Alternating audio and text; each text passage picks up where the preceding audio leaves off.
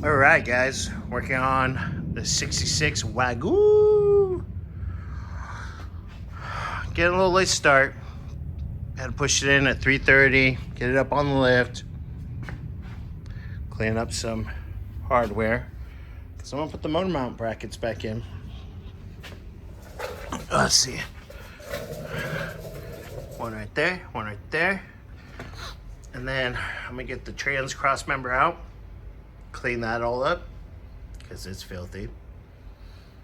And then we get to get back on brakes. And previous video, you see where I did the front to back line and side to side line.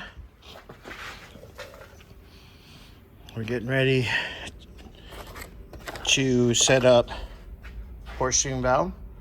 We got the lines that go from the master cylinder down to the portioning valve. And I get to start mocking everything up. And going from there, because I still have that line, that line, but that's all the stock lines. So we might have to custom make a couple lines and go from there. But like I said, I'm mocking up things like these ones here. Should go from the master cylinder to that guy, and which is going to be master cylinder rear, master cylinder front. That's going to be for the rear line, so I get to finally move the rear line to where I need to be and get it hooked up. These are going to be front, one for the passenger side, one for the driver's side.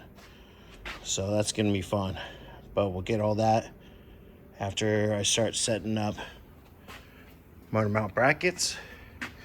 I was going to put the motor mounts on the brackets, but it's easier to bolt it on the motor first, and then kind of, if there's enough room, you leave them a little loose so we can drop the motor in. That lines up. And then there's the new trans mount. So yeah, that's what I'm doing today. So I'm gonna start getting things ready, and I'll get another clip to you guys here in a few.